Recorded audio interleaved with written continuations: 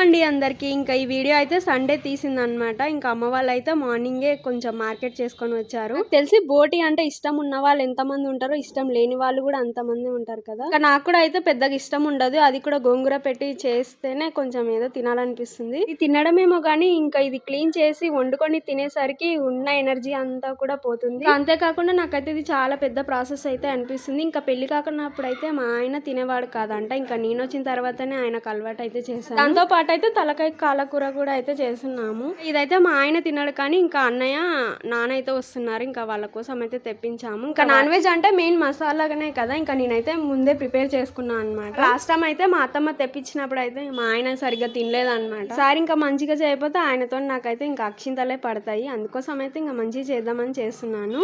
ఏ non veg curry చేసినా అందులో gravy ఎతుకుతాడు అనమాట మా ఆయన. అందుకోసం అయితే ఇంకా టమాటాలు ప్యూరీ పట్టి అయితే వేస్తున్నాను, కొద్దిగా గ్రేవీ వస్తుందని. బోటి కర్రీ అయితే ఇలానే తినబుద్ధి కాదు కదా, అందుకోసం అయితే కొంచెం గోంగూర పెట్టి అయితే వండుకుంటున్నాము. ఇంకా మాకైతే ఇట్లానే ఇష్టం అనమాట. ఎప్పుడో ఒకసారి అయితే తెచ్చుకుంటాము, పెద్దగా అయితే తెచ్చుకోమన్నమాట. బట్ ఇంకా మంచిగా చేసుకొని తినాలి. అందరి ఇండ్లలో విషయం ఏమో గానీ ఇంకా మా ఇంట్లో అయితే ఈ నాన్ వెజ్ కర్రీస్ పెట్టుకుంటే మాత్రం మధ్యాహ్నం అవుతుంది టైం. పక్క బోటి కర్రీ చేస్తున్నా, ఇంకో పక్క అయితే బగారా రైస్ కి అయితే పెడుతున్నాను. ఓకే అండి, వీడియోలో ఎంత అయితే ఎక్కువ అయిపోయింది. నెక్స్ట్ ఏం జరిగిందో నెక్స్ట్ వీడియోలో చెప్తాను. చిన్న లైక్ ఇచ్చి సబ్స్క్రైబ్ అయితే చేసుకోండి.